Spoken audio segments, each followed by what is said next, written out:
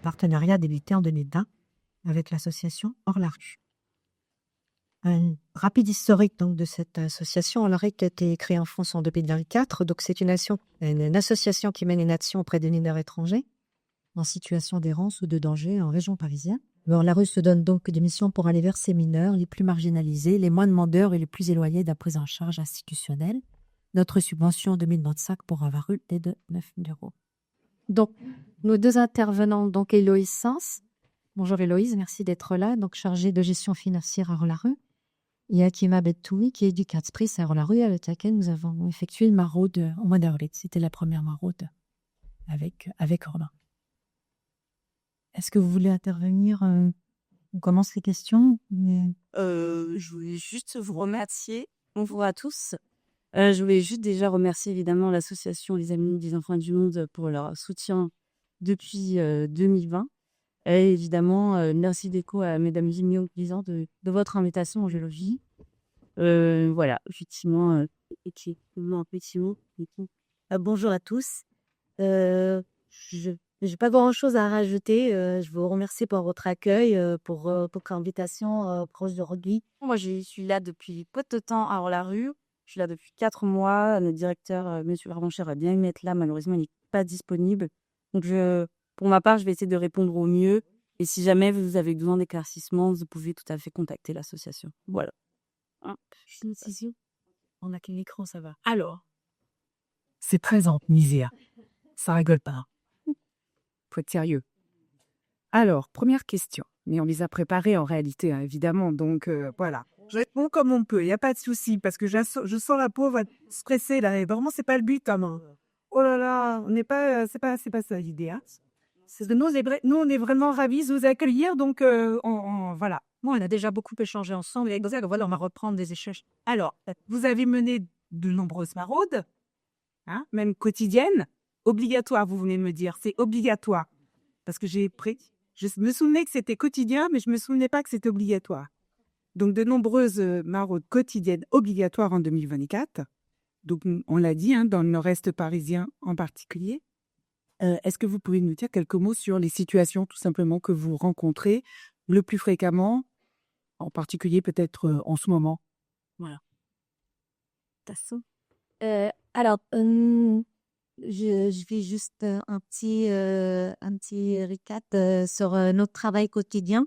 Donc, personnellement, je suis sur un groupe de maraudes de Hors la rue qui travaille sur un projet de la mairie de Paris. On accompagne des mineurs non accompagnés, donc des mineurs isolés sur le territoire en situation d'errance aggravée, notamment par la polyconsommation. Ce qu'on trouve dans la rue, plusieurs substances, et aussi par l'exploitation, ce qu'on appelle la traite des êtres humains et donc l'incitation à commettre des délits sur substances. Voilà, donc on fait des maraudes quotidiennes sur le territoire parisien, mais pas que. Donc là, on parle que de notre groupe à nous. Donc on a une équipe multidisciplinaire qui travaille sur le territoire parisien, mais on a d'autres équipes donc, qui travaillent avec les jeunes filles en errance et avec les Roms romains.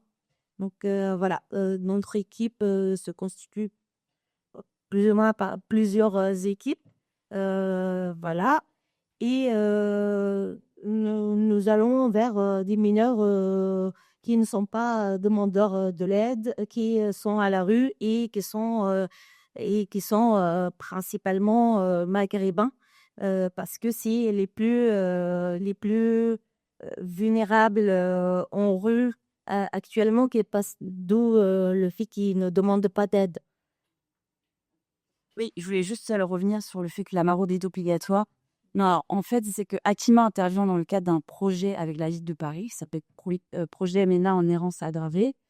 Et effectivement, le contrat passé avec Paris spécifie un nombre de maraudes à effectuer. Ce n'est pas le cas pour effectivement les autres publics qu'on suit, plutôt voilà, sur les jeunes filles en errance aggravée. qu'on repère à Gare du Nord et aussi sur les populations dans les bidonvilles dans le 93. Donc ça, c'est nos 2 autres publics et il y a des éducateurs qui interviennent spécifiquement sur l'un ou l'autre public. Donc voilà. Après, au niveau des situations en contrée, je sais pas. Moi, je fais pas de travail de rue. Là, que c'est là que. Alors, notre équipe, c'est plus des jeunes mineurs, principalement maghrébins, j'avais déjà dit, je sais, désolée. Donc, qui sont à la rue, qui n'ont pas de référent légal sur les territoires et qui sont addicts à plusieurs substances qu'ils trouvent en rue. Donc, c'est des mineurs qui ont quitté leur pays trop jeunes et qui se retrouvent, qui se retrouvent à la rue avec beaucoup plus vieux comme personnes qui les exploitent, qui les poussent à consommer et qui les poussent aussi à commettre des délits pour se procurer de la consommation. Voilà. Donc, c'est plus... C'est très bien. Je rajoute ça, tenir que dans vos compétences, il est important, vous êtes Akima arabophone, et donc c'est important. Axel, elle est hispanophone aussi, donc il y a vraiment ces jeunes. Pour le contact avec les jeunes, c'est pour ça qu'il y a dans les équipes des personnes qui parlent les langues de ces jeunes qui sont en rue. Exactement. Donc, nos équipes, elles sont constituées de plusieurs corps de métier et aussi une équipe transculturelle. Donc, on a plusieurs langues dans notre équipe. Donc, personnellement, je suis arabophone. On a un collègue hispanophone et puis anglophone et tout, romanophone dans les autres équipes. Voilà. Donc, on a des psychologues, de médiatrices santé, voilà, des art thérapeutes, c'est peut-être moi.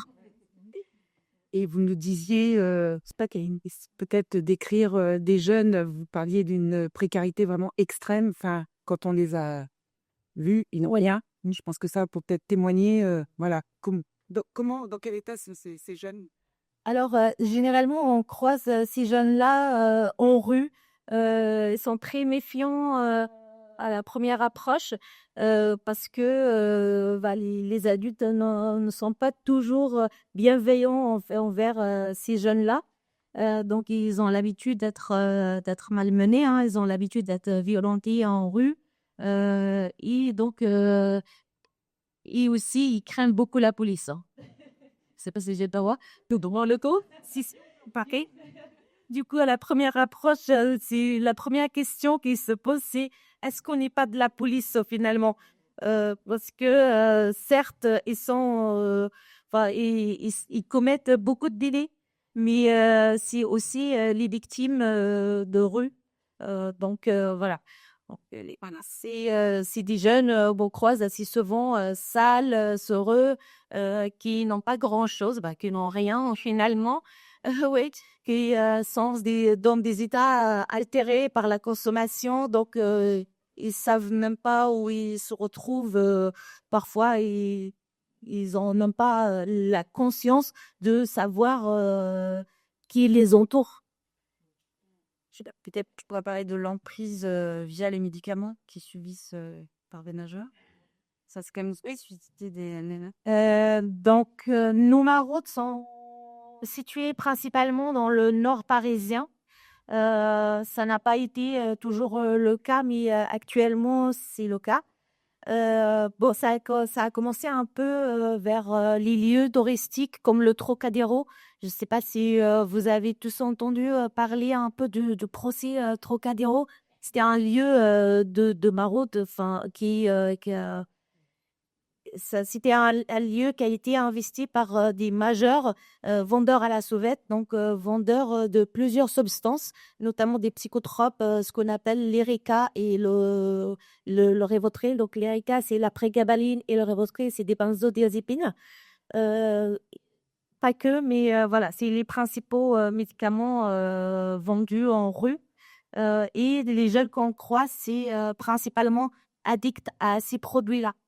Donc, le cannabis, le tabac, comme chaque personne en rue.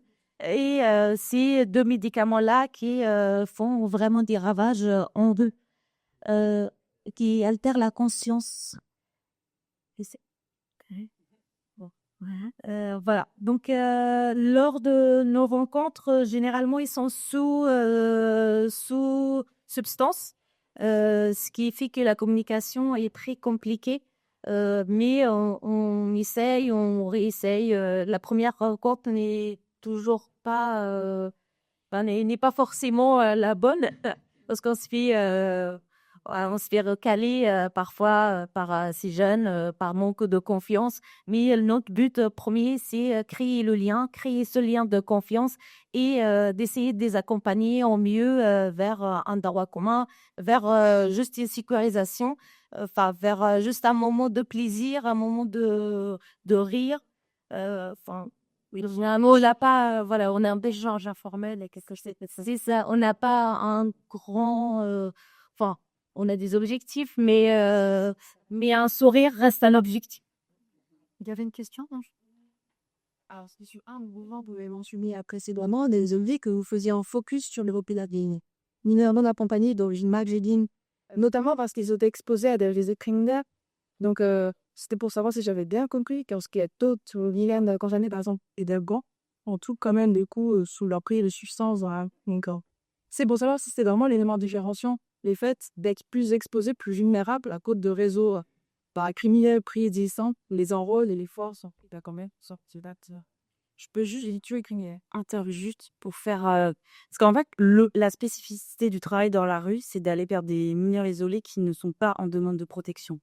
Et effectivement, je ne suis pas allée depuis longtemps, mais si j'ai bien compris, les mineurs marocains principalement sont vraiment en dehors de tous les dispositifs de protection auxquels ils ont droit du fait de leur minorité. Ce qui n'est pas forcément le cas des communautés de minorités d'autres nationalités qui sont plus organisées et qui vont vraiment solliciter les services de protection. Mais que mais on va connaître également des Afghans qui errent dans la rue et qui sont qui savent en pigement d'Asie, mais qui sont quand même livrés à eux-mêmes et certains sont très jeunes. Et pas peut-être qu'ils sont moins épouses originelles, mais donc c'est un choix de rendre part de céder ceux qui ne veulent pas rentrer dans un processus type de là. Alors, là-dessus, on cible pas forcément, mais ça a été un constat quand on avait commencé à faire des maraudes. Effectivement, il y a des Afghans, il y a d'autres ethnies qui sont à la rue et qui sont mineurs aussi, mais généralement, ils demandent de l'aide, donc ils sont dans des procédures de demande d'asile et puis plutôt en fugue principalement parce que là, un Afghan, quand il arrive sur le territoire, c'est soit demande d'asile, soit évaluation et placement, et puis ils sont en fugue. Tandis que nous, on s'est retrouvés avec des mineurs qui ne souhaitent pas être évalués, ne souhaitent pas être accompagnés, qui ne demandent rien et qui suit d'autres pères qui sont beaucoup plus vieux, qui racontent plein d'histoires différentes sur voilà, d'où les réseaux d'exploitation. C'est pour la simplicité des populations subsahariennes, de l'Ouest par exemple. J'aurais pu entendre les populations l'Afrique de l'Ouest. J'ai essayé d'abord des copains, meilleur exemple. Oui, oui, mais ça me rappelle. Oui, c'est pareil. C'est pareil, ils sont ils sont dans la demande d'aide. Donc nous, quand on les rencontre, on y va vers eux. Mais généralement, ils sont dans la demande ou déjà dans la démarche de demande d'asile, de régularisation, etc. Donc nous, on a ciblé ce public-là, qui semble plus petit par manque. Ils ont plusieurs vulnérabilités psychiques, physiques et qui restent à la rue et qui ne souhaitent pas être accompagnés. Je dirais que ça recoupe une question qu'on avait prévue. C'est vraiment l'adaptation au terrain. Vous êtes adapté au public qui est dans la rue et qui on prend les questions. Et là-dedans, pas avoir l'idée de ampleur le problème. Quand vous faites un maraude, vous voyez, vous préparez, rencontrez combien de jeunes? C'est la question suivante. Vous m'avez dit. Non, mais la difficulté pour nous, on nous demande quand on fait quand on rencontre nos partenaires de Utopia 56 sur la rue, de faire notre rapport d'évaluation, de dire combien de jeunes sous sont impactés par notre aide. Si on donne 9 000 euros, 10 000 euros, et on nous explique justement c'est très compliqué. Ils vont, ils viennent, voilà, vous direz mieux que moi, mais ils peuvent être là à Paris, il va y en avoir 50. Ils vont partir en Espagne parce qu'il y aura du travail, enfin des choses à faire toujours légales dans ces coins-là parce qu'il y aura de grands rassemblements. Donc pendant un certain temps, ils seront très moins nombreux. Mais savoir après combien sortent de la rue, ça c'est pareil. Ils vont sortir de la rue et ils vont y retourner. Donc c'est la complexité pour vous de nous donner des chiffres. Voilà. Les exemples, quand on était avec vous, vous avez rencontré 3 jeunes. Oui. Un que vous et 2 que vous connaissiez. On connaissait déjà. Effectivement, les chiffres, on parle pas trop de chiffres de l'autre côté, de mon côté, vous avez de la vie. Donc, voilà, par exemple, applicatrice de rue. Ces jeunes-là, en fait, ils sont très sont très marqués par la mobilité entre les territoires européens. À l'époque je dirais en 2021, 22, 20, jusqu'à 2023, on entend beaucoup la Belgique, l'Allemagne, l'Italie, l'Espagne, qui généralement le pays à laquelle ils arrivent la première fois. Mais dernièrement, on entend beaucoup la Suisse, par exemple. Donc, ils sont mobiles toute l'année. Donc, on peut rencontrer de nouveaux jeunes qu'on commence à accompagner. Et après, ils vont se déplacer dans d'autres pays. Après, ils vont revenir. Donc, on ne peut pas parler de chiffres réellement parce qu'on ne peut pas faire un accompagnement. C'est pour ça que je disais tout à l'heure, parfois, l'objectif, c'est juste un sourire, un toit ou pas. C'est juste un moment de partage.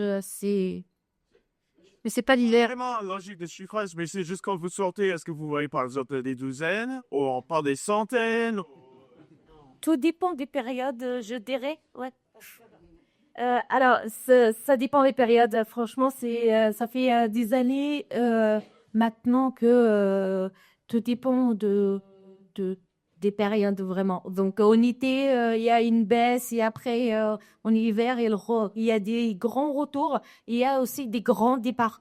Donc, parfois, on rencontre 12, 13, une vingtaine. Et ça nous arrivait d'avoir une vingtaine en rue. Ça nous arrive de ne voir aucun en rue. Donc, c'est vraiment par rapport à leur mobilité et par rapport au réseau aussi, parce que souvent, ils sont en groupe. Merci. Oui, avant de juste te répondre à une autre question, je voulais juste te dire que sur le long terme, au-delà des maraudes quotidiennes, sur le long terme, c'est très difficile effectivement d'avoir un bilan chiffré vraiment solide parce que le parcours d'errance des jeunes, quel que soit le public qu'on accompagne, évidemment, ça a un impact sur notre propre suivi qui est linéaire et les MNA, effectivement, partent, reviennent, etc., parfois plusieurs mois après la dernière fois qu'on les a vus. Et c'est la même chose pour les jeunes filles françaises en errance qu'on rencontre à Gare du Nord. Elles sont en général en lien avec leur foyer de l'aide sociale à l'enfance et après elles disparaissent, etc. Et concernant les jeunes qu'on rencontre en bidonville, c'est la même chose. Donc voilà, donc c'est assez difficile de donner des données chiffrées de sortie de rue parce que effectivement c'est aussi ce qu'on a constaté, c'est que des fois on arrive à faire en sorte que le jeune ait un hébergement, ait accès aux services de protection et malheureusement plusieurs semaines ou mois après il a rebasculé dans la rue et on le rencontre à nous. Alors ça c'est ce que j'ai compris. Il y a des questions. Oui, là c'est Dopo a satui, plutôt la population maghrébine qui ne demande pas d'aide, plutôt que la population afghane qui demande de l'aide. C'est une énorme culturelle. C'est Bon, je vais essayer de répondre à cette question, même si c'est juste un questionnement qu'on a toujours, même après des années d'accompagnement. Donc, de ce qu'on a compris, au Maroc, par exemple, il y a les enclaves, ce qui facilite le passage entre les Marocains vers l'Espagne. Et il y a la proximité. Et puis, je pense aussi qu'il y a une histoire de culture et de structure familiale. Parce qu'on voit beaucoup plus de jeunes, mais vraiment très, très jeunes, de 8, 9, 10, 11 ans, qui sont en rue en Europe.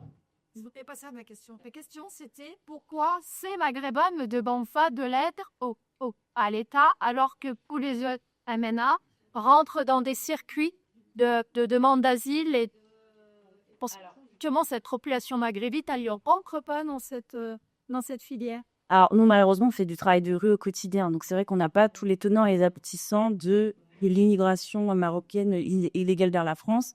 Et je tiens à dire voilà, que le parcours des Marocains particulièrement, c'est vraiment l'Espagne et tout ça. On essaye d'être en lien avec d'autres institutions européennes qui sont aussi touchées par ce phénomène. Mais on n'a pas d'expertise là-dessus. Nous, on fait du travail vraiment quotidien. Ça nous rattrape tous les jours. Donc, c'est un peu difficile d'avoir une expertise là-dessus. Enfin, moi, personnellement, c'est ce que j'aime là. Juste pour rajouter, rajouter un truc là-dessus, c'est que les jeunes mineurs marocains commencent leur démarche en Espagne en arrivant.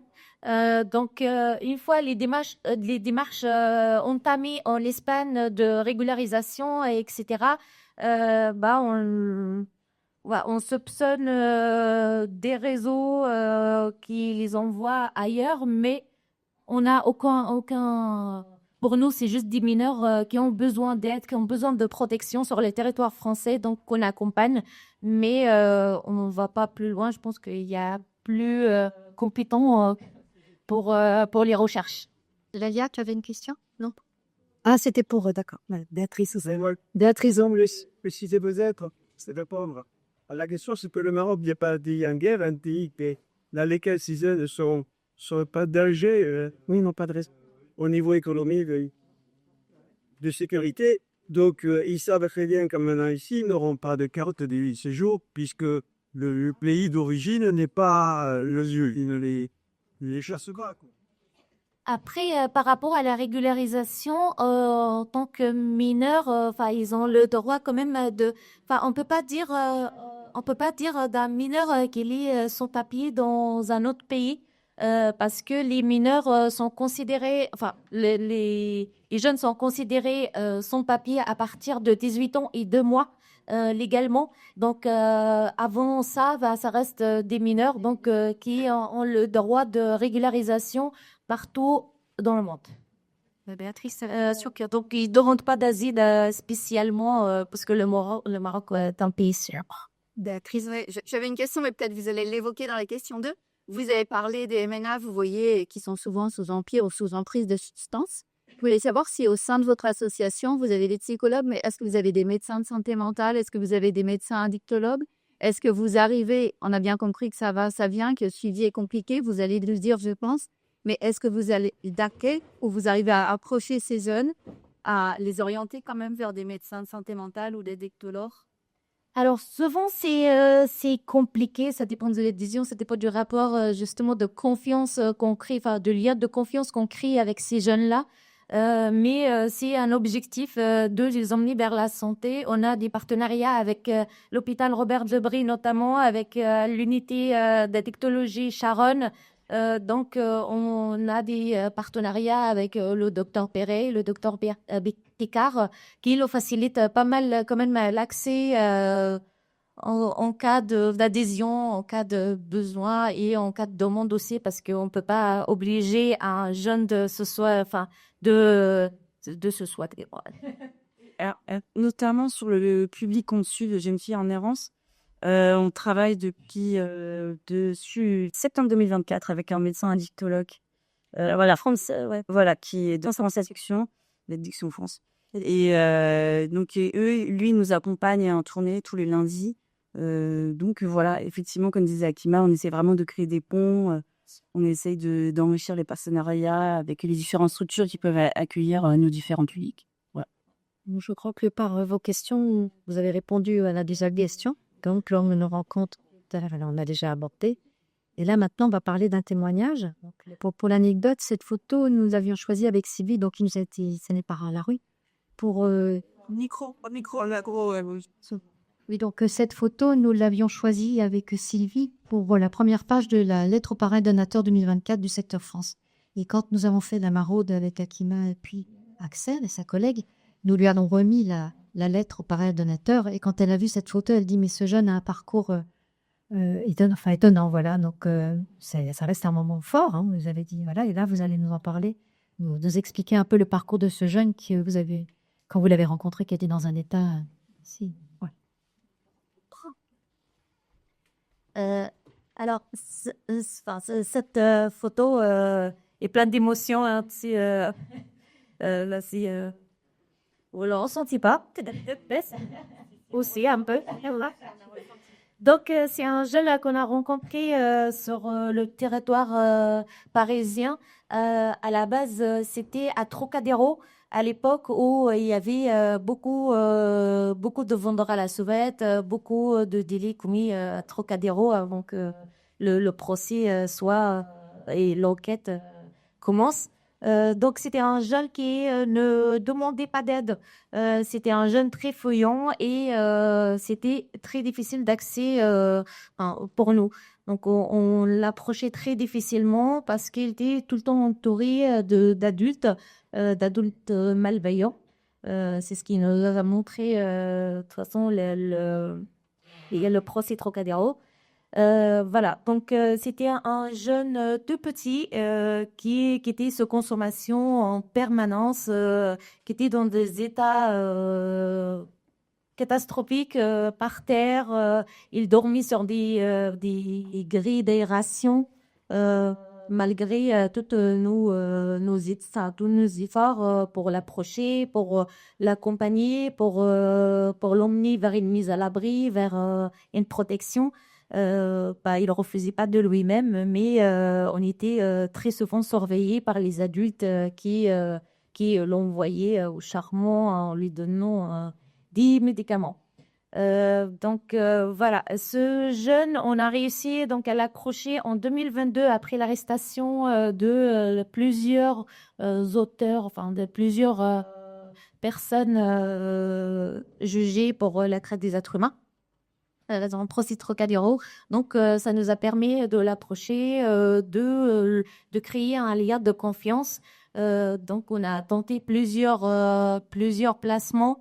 Ça marchait pas forcément au début parce que il avait plusieurs problèmes aussi psychologiques, physiques, et puis des cauchemars et voilà.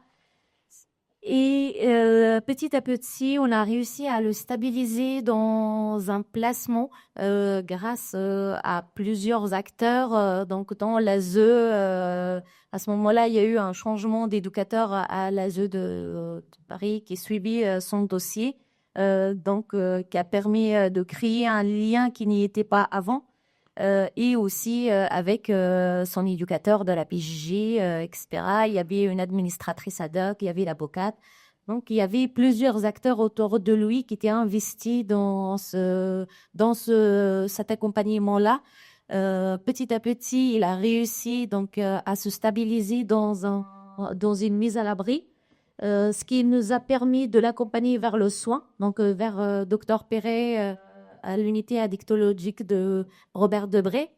Voilà, donc il a eu des traitements et il y a eu beaucoup de complications pour le sommeil, pour plein de choses physiques, donc de l'énurésie, plusieurs traumatismes. Voilà, et aujourd'hui, c'est un jeune qui a un titre de séjour, qui est accompagné par l'association Archipel, voilà, par Archipel du groupe SOS. Il est stabilisé et il est scolarisé. C'est un jeune analphabète, donc qui était analphabète du coup, qui ne savait pas ni écrire ni lire, ni en arabe, ni en français, vraiment du coup analphabète. Aujourd'hui, ici, écrire des phrases en français, Je suis très fière de lui. Il a quel âge, Jackie? Aujourd'hui, il a 20 ans. Voilà, il continue sa scolarisation et il s'est complètement stabilisé et grâce à l'accompagnement et l'investissement de plusieurs acteurs du terrain, notamment hors la rue. Voilà, aujourd'hui, c'est un jeune épanoui qui est sorti de la Et qui te donne les nouvelles. et qui est dans les nouvelles régulièrement. Donc, c'est une belle histoire. Ouais, c'est ça. Et ce n'est pas ce n'est pas pour demander de l'aide, mais justement pour montrer qu'il s'en sort tout seul. Donc, il est fier de lui et on est fier de lui aussi.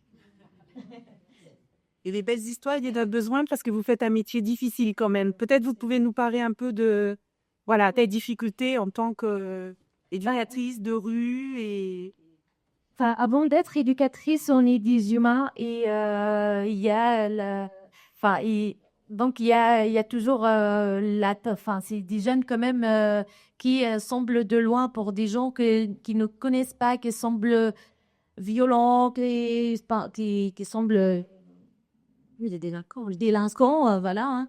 Mais c'est déjà très attachant quand on les rencontre. C'est des jeunes avec de lourdes histoires, de lourds traumatismes, des histoires familiales très compliquées. Donc, c'est des jeunes qui nous touchent fort, qui nous touchent vraiment beaucoup. Donc, il y a l'attachement et ils ne s'attachent pas seulement à nous, mais on s'attache aussi à eux.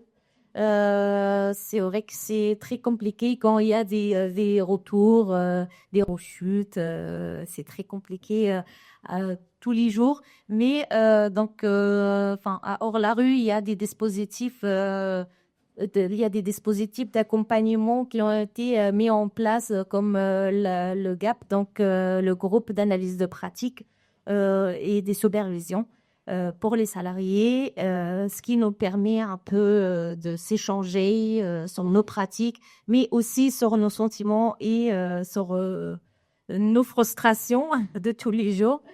Voilà. Oui, alors c'est vrai que la climat est très spécifique. Il y a aussi les éducateurs éducatrices qui accompagnent les jeunes filles en errance qui sont surtout en situation de prostitution à Gare du Nord. C'est un nouveau public et on va l'évoquer. On va l'évoquer. Hein. On va l'évoquer. Alors voilà, souvent c'est des jeunes filles. Alors on accompagne, ça aussi je m'en parlais après, on accompagne à la fois des jeunes filles majeures et des mineurs. C'est des jeunes filles qui sont souvent originaires de départements hors Île-de-France, qui très souvent ont connu des violences intrafamiliales marquées par l'inceste notamment, et qui sont placées en famille d'accueil ou en foyer géré par l'ASE depuis qu'elles sont enfants.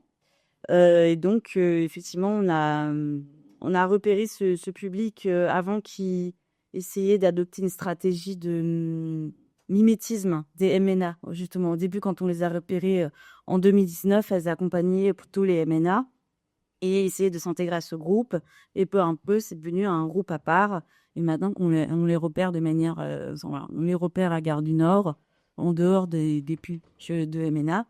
Et voilà, c'est des filles qui sont victimes de proxénétisme et elles subissent des agressions, des viols tous les jours, quotidiens. Enfin, c'est terrible et c'est vrai que les éducatrices, elles doivent répondre à cette urgence tous les jours. Et effectivement, comme l'a dit Akima, évidemment, on prend en compte cette réalité. Donc, déjà, il y a nos propres psychologues qui travaillent pour les jeunes, mais qui sont quand même là pour nous. Et puis, il y a les dispositifs de supervision, les groupes d'analyse de la pratique qui permettent régulièrement d'évoquer une situation de manière vraiment exhaustive. Tout le monde peut y réagir. Voilà, ça, c'est assez important pour nous de prendre ça en compte parce que c'est vrai que le métier de travailleur social est très compliqué. Et au quotidien, c'est compliqué au quotidien et ça peut expliquer aussi pas mal de turnover dans des associations qui font ce travail. Voilà. Je peux juste rajouter quelque chose, c'est qu'en rue, malgré le fait qu'on est, on est des professionnels qui sont en rue, on est très surveillés par les réseaux. Si on parle des jeunes filles en errance, c'est vrai que Au début, on a commencé à les accompagner parce que c'était des jeunes filles mineures, généralement mais françaises, espagnoles, qui suivent le mouvement des mineurs garçons en errance, qui s'intègrent dans des groupes comme ça.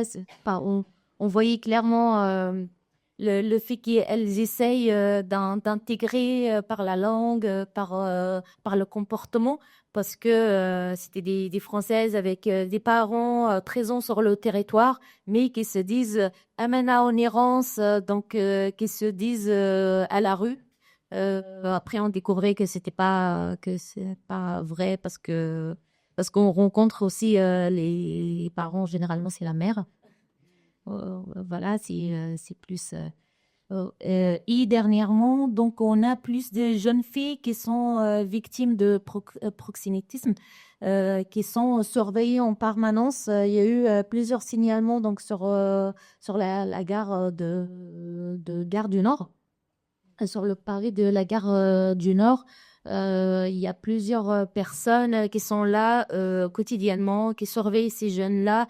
Et la difficulté dans tout ça, c'est de faire conscientiser à ces jeunes filles ou à ces jeunes garçons leur statut de victime. Parce que généralement, c'est un pote, un copain, ce n'est pas le Mac.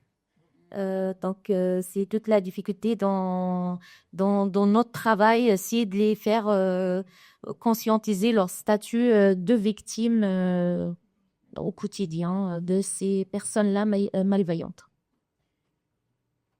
Je vais se poser la question. Alors, on est dans les bilans. Donc, bilan 2024. Vous nous avez dit effectivement que vous constatiez une baisse du nombre de jeunes accompagnés à Paris, en banlieue. Voilà, est-ce que vous pouvez un peu nous expliquer comment vous comprenez cette baisse?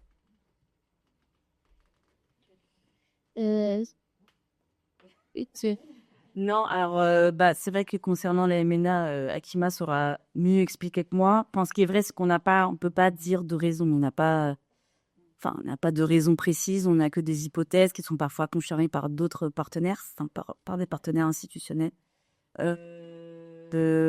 Après, voilà, c'est pas parce qu'on a observé une baisse en 2024 qu'on n'observera pas une hausse sur certains publics en 2025.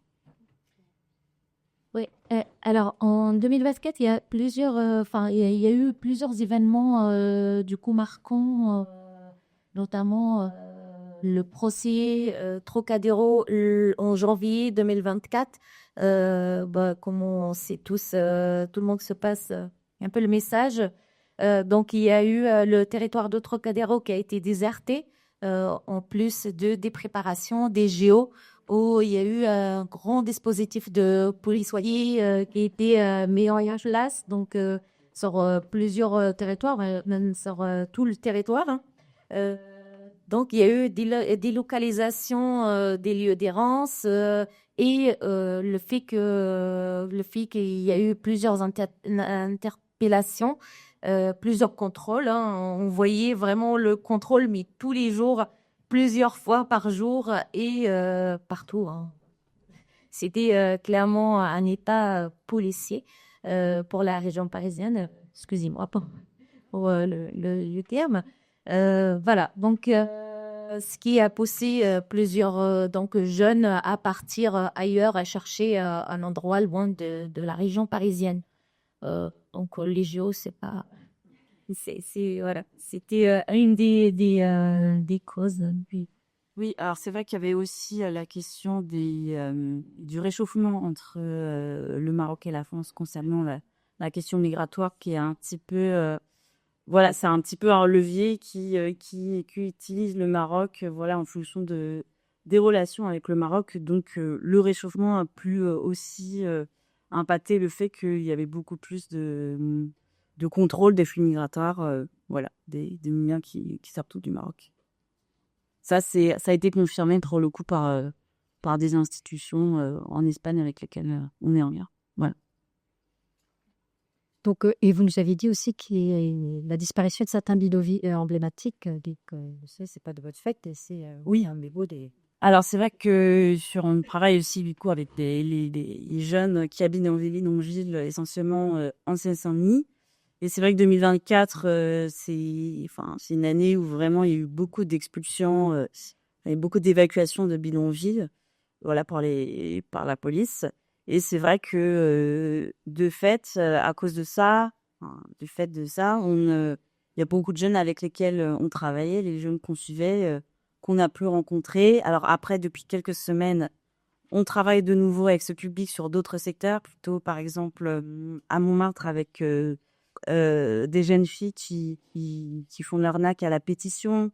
Et on travaille quand même toujours avec certains jeunes, voilà, au-delà dans le secteur de Bondy, qui pratiquent la mendicité, qui sont aussi exploités par leur famille.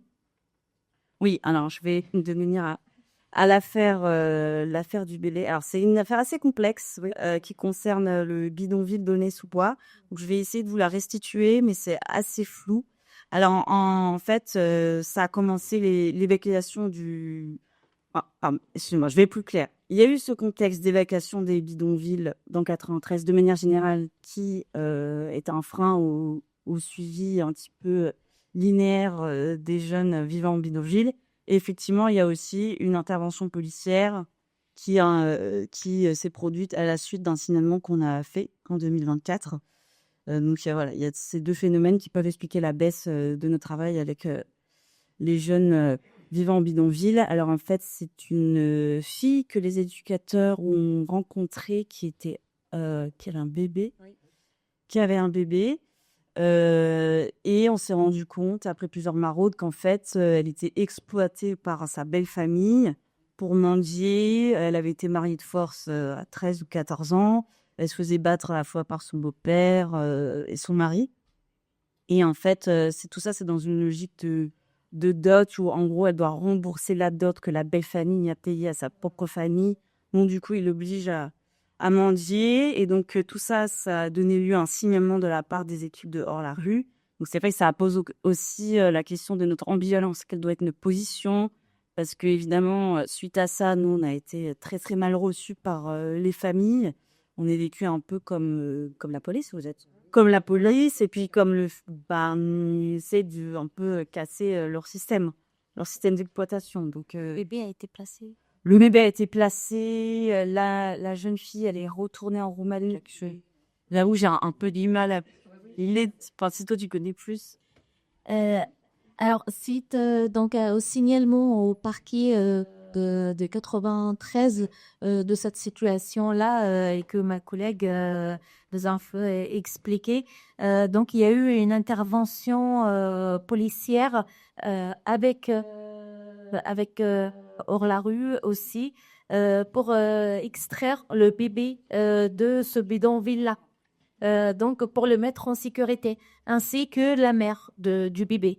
Donc la mère a été placée dans un foyer de jeunes femmes, de jeunes femmes, et le bébé a été placé dans une famille d'accueil.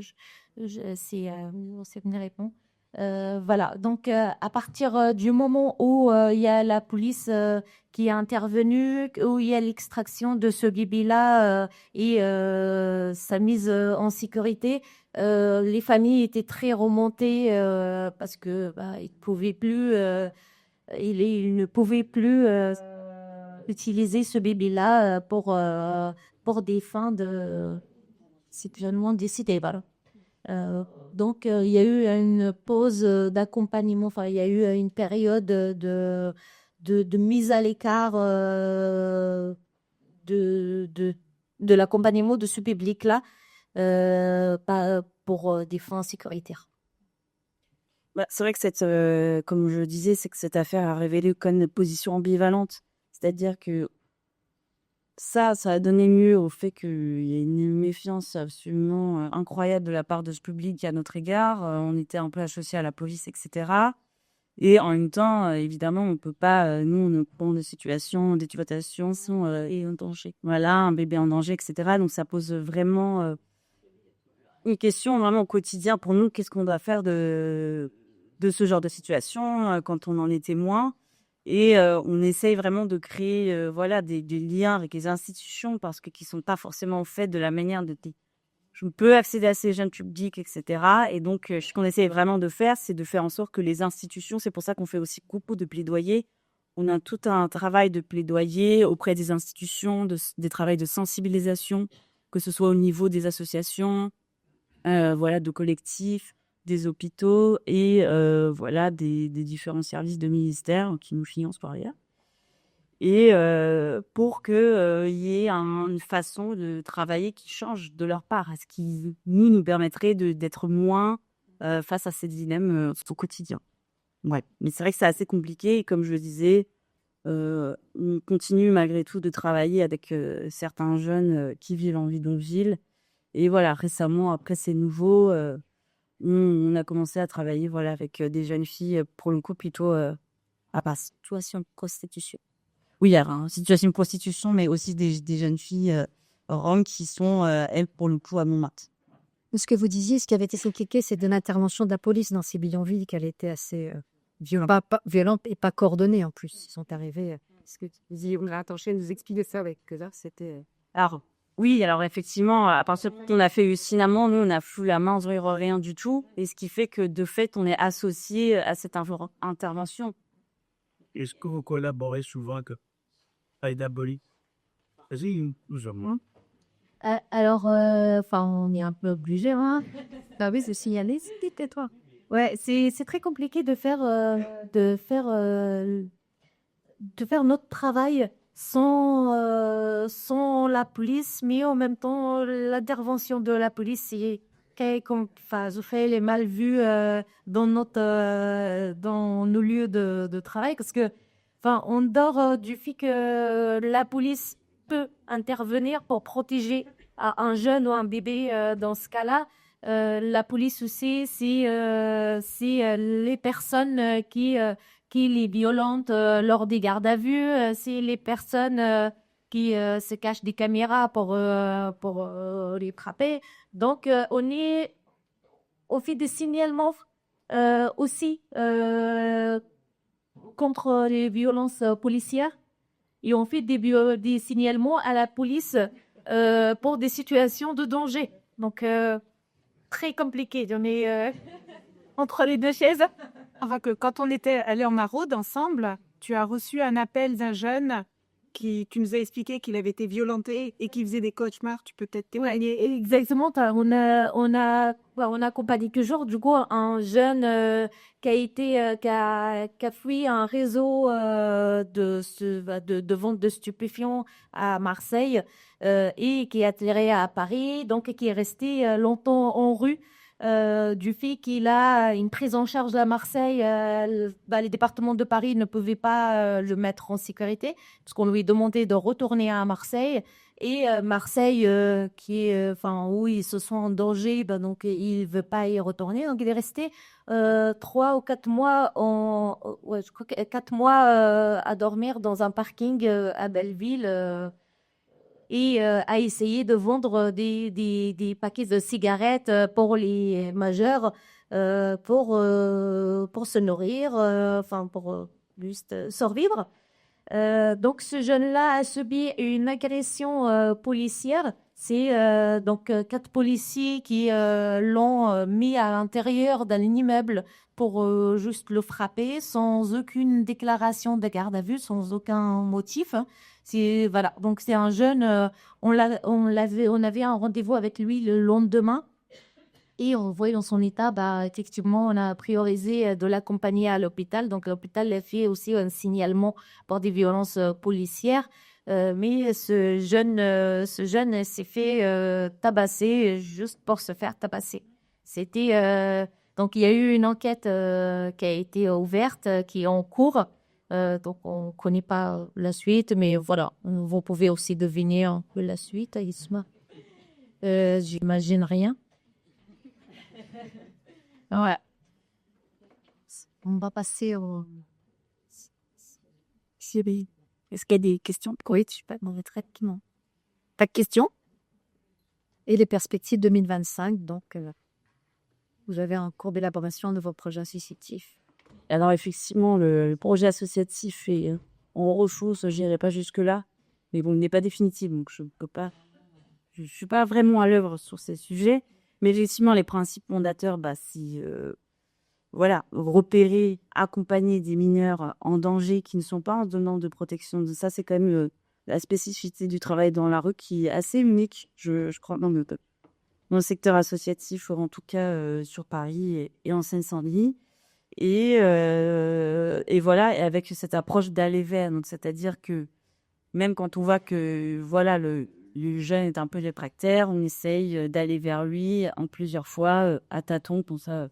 Akima, tu pourras en plus en parler, mais comme ça, moi je fais juste voilà une petite éclaircissement voilà sur nos publics. Donc effectivement, on a ce nouveau public depuis 2019, je crois. Étant donné qu'on existe depuis 2004, c'est vrai que ça constitue une évolution. C'est vrai que notre projet historique et notre public historique, c'est effectivement les jeunes qui vivent en bidonville, qu'on essaye de suivre toujours, comme je vous l'ai dit, mais c'est vrai que c'est plus en termes de quantité, si on peut parler comme ça, c'est plus notre public majoritaire. Donc, du coup, effectivement, on essaye de travailler avec ces jeunes filles en errance et avec les mineurs en danger. D'ailleurs, on travaille aussi avec des MNA dans Seine-Saint-Denis. Il n'y a pas que les MNA marocains, il y a aussi beaucoup de mineurs algériens en Seine-Saint-Denis avec lesquels on travaille. Et pour le coup, ça, ce n'est pas financé par la Ligue de Paris. Parce que la Ligue de Paris, c'est vraiment un projet spécifique, voilà, qui a été pris en charge par Aurore et par notre association Aurore, avec laquelle Akima travaille notamment. Et donc, aussi, ce pour complète, c'est vraiment l'accompagnement des mineurs qu'on rencontre au-delà de leur majorité, puisque en effet, alors, même s'ils sont mineurs, ils ont le droit à des services de protection. Et effectivement, on a bien vu qu'ils ne les demandaient pas forcément. Mais une fois qu'ils sont majeurs, ils n'ont plus le droit à ces dispositifs. C'est vraiment très, très réduit comme moyen d'action pour les accompagner. Donc, on veut vraiment renforcer l'accompagnement au-delà de leur majorité. Donc, ça, vraiment, on plaide par ça, parce que vraiment, il y a beaucoup de... Honnêtement, le passage à la majorité, vraiment, représente une vulnérabilité vraiment accrue pour les jeunes d'ailleurs. Ça, Akino aussi, tu peux en parler. Et voilà, et aussi dans ce cadre-là, vraiment de renforcer notre plaidoyer et d'améliorer notre travail avec les institutions. Justement, on parlait de coordination avec la police concernant les interventions policières sur les bidonvilles. Nous, ce qu'on aimerait bien, effectivement, c'est de pouvoir travailler ensemble, histoire que ça soit moins violent. Voilà. Je leur demande donc, voilà, on leur a acheté quelque chose. Après, il y a l'aspect financier. Oui, par rapport aux jeunes, quand j'aborde la majorité, ouais. C'est vrai que entre la minorité et la majorité, il y a une fracture assez psychologique qu'on voit tous les jours chez les jeunes.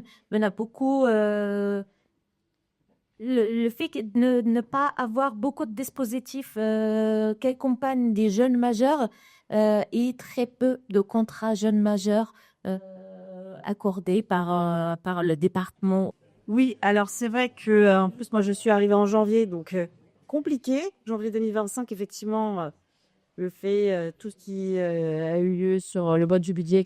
Nous, on a, la très très grande majorité de nos subventions sont des subventions publiques, des subventions qui sont soit issues du ministère de l'Intérieur, notamment le FIPD, donc le Fonds interministériel de prévention contre la délinquance, la MUDECA, les missions interministérielles qui luttent contre les drogues et les conduites actives. Donc ça, ils financent certaines de nos actions.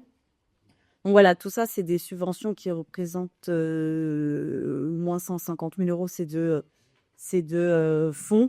Et voilà, donc ça, c'est toujours en suspens pour 2025. Donc ça, c'est très compliqué à gérer. Nous, on est vraiment, chaque année, on est obligé de faire des demandes de renouvellement. Et ça, c'est compliqué. On essaye vraiment d'essayer de faire en sorte de convenir avec nos bailleurs de financement pluriannuel, déjà pour être moins mobilisés que les ans et pour effectivement nous assurer notre sécurité. C'est vrai qu'on a vraiment des grosses incertitudes à ce niveau-là. Et aussi, on croit qu'elles ne sont pas assez conséquentes pour puissent fonctionner au-delà de 3 mois. Voilà. Et donc, c'est vrai que nous, on essaye vraiment de rechercher, c'est mon travail, Florence, de rechercher de nouveaux fonds, notamment auprès de partenaires privés, parce qu'on a eu aussi des partenariats privés avec notamment la Fondation Abbé Pierre qui a changé de nom suite aux affaires concernant l'abbé Pierre.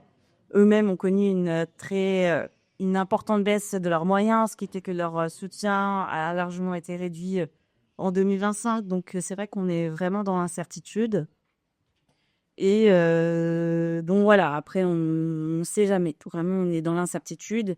Là, par exemple, on a notre médiatrice en santé qui vraiment, justement, accompagne les jeunes à leur rendez-vous parce que l'accès aux soins, c'est aussi quelque chose. On a mis l'accent sur l'accès aux soins. Les jeunes, ils sont vraiment dans un état psychique et physique assez lamentable parfois. Et donc, par exemple, elle part. On n'a pas de moyens pour l'instant pour recruter quelqu'un. Donc, ça met à mal un petit peu notre action au quotidien. Donc, voilà, des perspectives.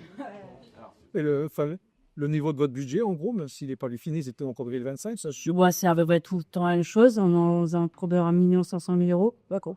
Et c'est effectivement la majorité de notre budget part dans la masse salariale parce qu'on a 19 salariés. Maintenant 19 depuis la semaine dernière. Et donc, voilà, et je pense au moins 80%. On a à peu près... Après, ça fluctue effectivement d'année en année parce que je vous dis, on est toujours dans de nombreuses incertitudes concernant et les financeurs privés et les financeurs publics. On a à peu près 100 000 euros, aux alentours de 100 000 euros de dons privés. Tout le reste, c'est des subventions publiques. Donc effectivement, le début de 2025 était assez inquiétant et on n'a toujours pas de retour concernant Vision Renobert qui nous finance beaucoup. Enfin, qui nous finance un gros montant. Donc voilà, on essaie de faire avec. Et bon, ça va bien se passer, je fais un travail correctement. Vous êtes je devrais pas poser la question parce que je suis censée le savoir, mais je suis la sourde. Vous avez un financement de l'AFD? Non, pas du tout. Rien du tout. Vous ne demandez même pas, en fait. De l'AFD, alors... je ne pensais pas que l'AFD pouvait... Mais enfin, je ne suis pas spécialiste. Non, mais je ne sais pas si elle finance des actions en France. Moi, je ne trouve pas. C'est vraiment un du développement, ce qui n'est pas... Ils sont qui sur des secteurs, sur des têtes. On n'en a pas demandé. Je peux m'enseigner pour le tuyau. Mais non, c'est vrai que c'est un gros travail de recherche et des fonds. Enfin, voilà, vous le savez. Et donc, c'est vrai qu'on a des financeurs historiques. Voilà, ça fait longtemps qu'on travaille avec certains services de certains ministères, avec la collectivité territoriale, le 93, la région Île-de-France, Année et Paris. Mais non, on ne travaille pas avec Clavier, en tout cas. Voilà. Merci. Avez-vous des questions sur cette partie-là ou la première ou la deuxième partie? Si vous avez encore des questions à poser. Question. Quand on travaille avec les jeunes femmes qui sont mineures, en gros, qui sont à la gare du Nord, etc., vous dites vous-même qu'elles sont sorties de dispositifs à eux, souvent. C'est ce qui m'a servi à bon là. Pas forcément. Alors, par rapport, c'est pas forcément ma spécialité, donc les jeunes filles en errance, mais en fait, elles sont principalement françaises, espagnoles et qui ont des référents, légaux et qui s'y tiennent pas, donc qui ne sont pas sorties de la protection d'enfance, mais sont en fuite. C'est pas pareil. Donc, en fait, très vite, après une enquête, il y a des mal levés. En fait, nous, ce qu'on attend aussi des acteurs institutionnels, c'est, par exemple, de se donner un délai avant de demander une mal levée. On rencontre tous les jours des jeunes, dès la première fugue, il y a un mal levé. Et donc, après, c'est très compliqué de réintégrer la protection. Il faut faire ses preuves.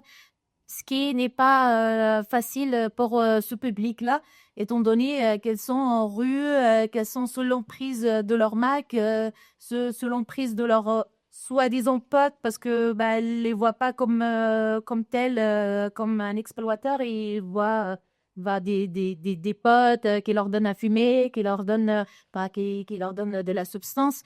Donc c'est pas la même image qu'on a nous les professionnels de ces personnes-là que les jeunes filles ont envers ces personnes-là. Et donc, par rapport à une maman qui casse la tête, qui ne laisse pas sortir, donc forcément, ils vont vers ces personnes qui les exploitent et qui les font travailler. Elles sont pas forcément déjà suivies dans un dispositif ou autre. Pas forcément, pas quelle est la solution pour vous? Il faut que vous arrivez à les accrocher. Justement, elles vont pas intégrer un dispositif des gens pour que c'est... Après, nous, le but, c'est de les accompagner au quotidien. Justement, ce que je disais tout à l'heure, en fait, c'est très difficile de faire comment dire, de suivre ce que l'institution attend de nous et de rester fidèle à nos principes. Parce que, hors la rue, le principe, c'est d'accompagner ces jeunes garçons, ces jeunes filles, ces publics, c'est différent, dans le quotidien. Donc, pas forcément les mettre sous un toit. Ce qu'on disait tout à l'heure, c'est que la sécurité de ces personnes, en fait, c'est pas forcément de le mettre à l'abri, mais de l'accompagner tous les jours, à conscientiser son statut dans la société et de prendre soin de soi-même.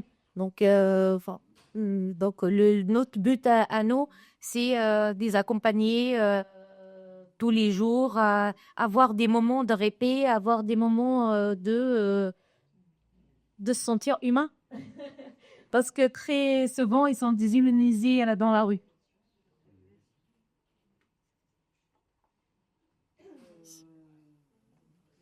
Bénédicte. Oui, je voulais savoir si vous êtes un peu est-ce qu'il y a des associations, d'autres associations qui fonctionnent comme nous, avec les mêmes valeurs, les mêmes types d'organisation, occupation. Si vous les connaissez, est-ce que... Alors, il doit sûrement y avoir, nous, à Paris, la particularité, c'est qu'on accompagne des jeunes qui ne sont pas demandeurs d'aide. En fait, c'est toute la particularité de notre travail quotidien. C'est que ces jeunes-là, ils sont délinquants aux yeux de la justice. Ils sont perturbateurs aux yeux de l'ASE. Et ils sont aussi perturbateurs aux yeux des citoyens. Donc, notre but à nous, c'est d'accompagner des personnes que personne ne veut accompagner. Tout le monde ferme les yeux en les croisant. Comme les AEM, vous menez les enfants du monde. Et c'est pour ça que notre but aussi n'est pas forcément de les intégrer dans une case de l'État. C'est juste en fait de prendre conscience qu'ils existent et qu'ils ont le droit d'exister. J'ai une question. Concrètement, c'est ce que vous apportez à un jeune Marocain qui ne demande pas d'aide. Qu'est-ce que vous allez lui apporter? Parce que ça ne t'appelle pas les vous ne sortez pas la précarité en proposant une solution de la loi. Quelle est la plus-value? On ne les sort pas de la rue. En fait, sortir de la rue, c'est sur nos principes à nous, c'est pas forcément ne pas être au ciel ouvert.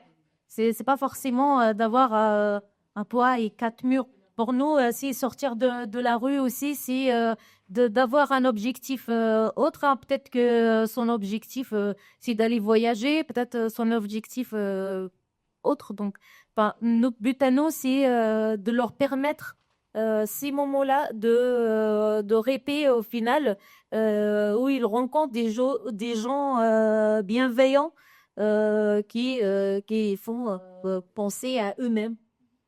Genre, peut-être faire le soin par un jeune qui veut pas une mise à l'abri, on va pas le forcer, on va pas l'embêter. Pardon, ce sont des moments d'échange. Oui, c'est du moment d'échange. C'est des graines qu'on sème tous les jours qui vont pousser un jour. Comme ce jeune-là, sur la photo. Voilà, il n'a pas voulu au début, mais un jour, il s'est dit, finalement, voilà dont j'ai besoin. Et aujourd'hui, il est stable, il est à l'école, enfin, il a des objectifs. Mais on l'a rencontré, il n'avait pas des objectifs. Donc, c'est pas à nous de choisir les objectifs pour les jeunes, c'est à eux de trouver la solution. Oui, attention, j'ai pas dit qu'ils essaient de poser des objectifs pour les jeunes. Je vais juste voir concrètement que la personne est vécue ou de ressentir quand elle interagit avec vous. Simple. Alors, c'est des moments de joie, de rigolade, c'est des moments de bienveillance. Ça peut être une balade dans le parc, ça peut être un café partagé. Non, pas. Ça peut être une sortie à la Tour Eiffel, où ils ont l'habitude juste d'y aller parce qu'on les envoie voir arracher aux touristes. Avec nous, c'est l'autre Tour Eiffel. C'est la Tour Eiffel qui voit à la télé, qui est joyeuse, c'est la France. Oui, je voulais aussi dire que notre objectif global et final, c'est effectivement qu'ils adhèrent au service de protection auquel ils ont droit. Mais effectivement, notre travail, c'est un travail quotidien de rue. Donc, on parle de jeunes qui n'ont plus de liens familiaux, qui sont complètement isolés, qui ne sont pas dans leur pays et qui sont sont dans la rue en errance. Donc, effectivement, au quotidien, dans la poursuite de cet objectif final, on répond à des urgences, à leurs sollicitations, parce qu'ils sont vraiment tout seuls. Et d'ailleurs, nos bureaux qui sont situés à Montreuil sont aussi un centre d'accueil de jour auquel les jeunes peuvent venir avec rendez-vous et on les accompagne comme ça aussi. Et que évidemment, c'est une balance parce que c'est avant tout du travail de rue quotidien. Donc, même si l'objectif final, il n'est pas atteint, c'est-à-dire que après 5 ans, le jeune n'est toujours pas sorti de la rue, toujours en errance, malgré tout, donner un soutien et un support. Ouais. Gérard. Vous n'avez toujours été que sur la Seine-Saint-Denis ou auparavant vous étiez là? Paris et Saint-Denis. Alors, le projet sur lequel je travaille personnellement, donc le projet de la mairie de Paris a commencé en 2021. Avant ça, il y avait un autre projet du coup qui était tenu par le CASP, une autre association, mais très vite, il y avait la mairie de Paris a repéré d'autres besoins. Donc, ils ont fait un appel à projet dont Hors-la-Rue a répondu en 2021 avec l'association Aurore. Mais sinon, sur la Seine-Saint-Denis, ça a été depuis plus longtemps. Oui, en fait, l'association existe en réalité depuis 2004, mais elle prend la suite d'une autre association qui s'appelle Parada, qui à l'origine travaillait du coup avec les enfants qui vivent en bidonville en lien avec la Roumanie. C'est un clown qui a créé cette association ce qui s'est passé en Roumanie. Donc, c'est pour ça que l'action originelle se déroule en Seine-Saint-Denis. Effectivement, après, l'action s'est développée à Paris. On intervient de temps en temps dans d'autres départements d'Île-de-France. Et si le jeune qu'on suit se trouve à tel ou tel endroit, mais peut-être que je laisse pas arrêter. Ouais, t'es généralement pour le très bon. Ouais. Oui, je vous ai entendu au niveau de l'âge des enfants parler à partir de 8 ans, les 8-10 ans. Comment est-ce que vous gérez de manière spécifique ces enfants très jeunes? Parce que c'est quand même, je veux dire, lorsque vous parlez, on sent bien que vous parlez beaucoup d'ados. Et là, on parle de très jeunes enfants. Et quelle est votre spécificité d'intervention sur ces très jeunes enfants? Alors, c'est très compliqué. Ça reste pareil que les ados dès 17 ans. Donc, pour nous, ça reste des mineurs non accompagnés, donc des mineurs isolés sur le territoire. Et puis, c'est vrai que les plus petits refusent toute orientation vers des foyers de petits. Donc, ils sont une fois ancrés dans l'errance, dans la rue. Ils veulent ressembler à des grands. Donc, c'est ce qui est normal pour un petit. Mais ce qui n'est pas normal, c'est que ces grands en question, ce n'est pas que des grands, mais c'est des personnes malveillantes. Donc, généralement, ils déclarent ils déclarent plusieurs identités, plusieurs dates de naissance différentes ils se déclarent plus grands face à la ZE et se déclarent plus petits face à la KJG. Donc on essaye juste d'être là pour eux et voilà. C'est très compliqué. Je voulais aussi ajouter, en général, sur les populations qu'on rencontre en bidonville, les très petits, en fait, on réfléchit plutôt dans un accompagnement de fratrie. C'est ce qu'on fait beaucoup parce qu'en final, plusieurs membres d'une fratrie sont concernés. Donc là, oui, ils sont plus tout le temps ensemble. Après, il y en a un qui va être plus réceptif, etc. Mais voilà, en fait, on accompagne aussi pas mal de fratries ensemble. S'il n'y a plus de questions, peut-être un petit mot de conclusion, Corinne, au vu de cette intervention. Oui, alors on voit que ce que vous faites, c'est vraiment un travail de longue haleine. Il demande beaucoup de persévérance, beaucoup d'humanité aussi, pédagogique à le souligner. Parce que effectivement, comme il dit même, les résultats sont très difficiles à percevoir. Il y a une phrase que je retiens, vous dites que vous accompagnez des jeunes dont plus personne ne veut les accompagner. Je trouve que ça résume en fait tout le sens de votre action, de votre intervention. Et voilà, je tiens à souligner. On voit que c'est difficile de tenir. Vous êtes des équilibristes en fait. Vous travaillez sur une corde raide entre protéger, dénoncer, voilà. Donc il faut en même temps tisser un lien de confiance avec ces jeunes gens. Et j'imagine que vous avez des cas de conscience souvent, tous les jours peut-être.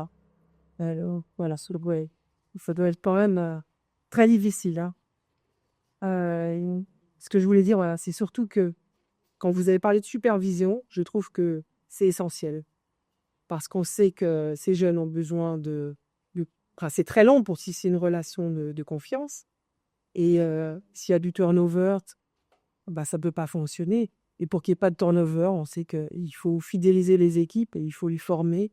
Et il faut que vous puissiez aussi échanger et être soutenu dans vos missions. Parce que ça, voilà.